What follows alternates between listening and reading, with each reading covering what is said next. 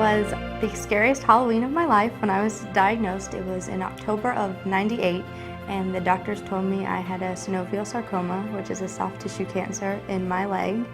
And it was actually the first time I'd ever seen my dad cry, and it was just a complete shock. I had no family history of cancer, I never knew anybody who had cancer, and shock is the only way to describe how I could react to that. I figured out that there was something wrong with my leg when I ran into my bed and it swelled up just kind of like a muscle knot. And it was warm to touch, and it slowly got bigger, and then it was harder to walk and became a little painful. So I did all the tests and the CAT scans, and finally a biopsy showed that it was a cancerous tumor. I did radiation, chemotherapy, surgery, physical therapy, and it was pretty intensive for about a year or so. Well, unfortunately, because the chemo was so strong and so potent to my system, that I would go in for about a few days of intensive treatment, and then I'd go home, but then I would pick up any type of illness, and then I'd be right back in the hospital because my blood count was so low, so that I was infected with some sort of illness here or there, even if it's just the common cold. So then I resorted to wearing a mask, and even at one point I got so sick from the chemo that I had to have a feeding tube because I just lost so much weight that the doctors got fearful for my life that the chemo was going to kill me more than the cancer. So the doctors told my dad that amputation seems very likely because of where the cancer had spread to. It was, in my leg or near my knee, and they didn't know if they should just amputate above the cancer so that way it didn't spread any further. But we just decided, well, let's not amputate yet. Let's see what we can get out first and then go from there. So we just tried to take it step by step, and like I said, keep a positive attitude the entire time, to just remain optimistic and keep on going with whatever we could try, because there was no option but to survive. It's very memorable. I don't remember much before my cancer, but I do remember that it was just a horrible experience, and I hate for anybody to have to go through this, and to sit here and say I survived it, it's kind of an accomplishment in itself. It's funny you say that. I think my parents, going through the whole process, they know a lot more than I know. And I know even though I'm older, they still haven't told me everything, because I think they're trying to protect me in that aspect. So I don't really think about it on a daily basis. As far as what leads in the future, of course, I think about cancer all the time when I look down and see the scar on my leg. My family is just amazing and supportive in every way.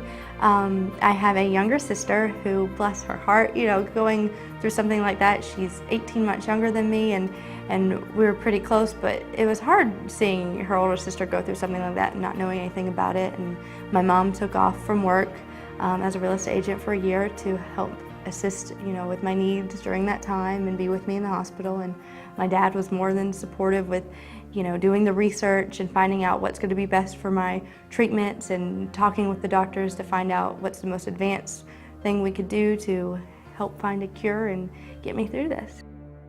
I am changed completely because of surviving cancer. Every single day I am appreciative to live life to its fullest, and I'm more mature, I would think, because I was kind of forced during that prime time in childhood to grow up quickly and figure out, all right, this is something serious that I need to take care of. The people I've met along the way, the opportunities I've had, would never have been even close to what I've experienced if not having survived cancer. My best advice to somebody who's been diagnosed with cancer is just to keep a positive attitude. Attitude really is everything, and you can't be negative about it because it'll get you down. So I would say have a positive attitude. One of my best friends, who unfortunately lost her battle to cancer, she had a positive attitude from start to end, and it was just the most beautiful thing to experience with somebody who's going through something so traumatic, yet they're always smiling and trying to help others. So do what you can to be happy, and attitude is everything. I think what comforted me the most during this difficult time was just having that support. The friends, the family, and as silly as it sounds, even the American Cancer Society or the nonprofit organizations was comforting, because I didn't feel so alone. I felt like there's other people out there going through the same thing that I was, and that was a perfect network to bring us all together and connect us so we could help each other. And that's why it's important to, have societies like the American Cancer Society, where they have events and raise money for not only the the survivors and the patients, but actually the parents and the caretakers. And that's really important, to acknowledge the caretakers, because like I said, it is a team effort. Well, it's tough to remember, but at the same time, I don't want to forget, because if I forget, then I can't tell other people and I can't educate other people and let them know this is real. You know, I survived, there's other people surviving, and for those who unfortunately don't survive, I have to be their voice too. You know, all the survivors come together and say, this is a battle that needs to be fought, and hopefully in the near future we could eliminate cancer once and for all, and it'll be a thing of the past. Thanks to the American Cancer Society and other nonprofit organizations, I've been telling my story with different events here and there, and for different fundraising events, and just I really enjoy it. Anything I could give back to help.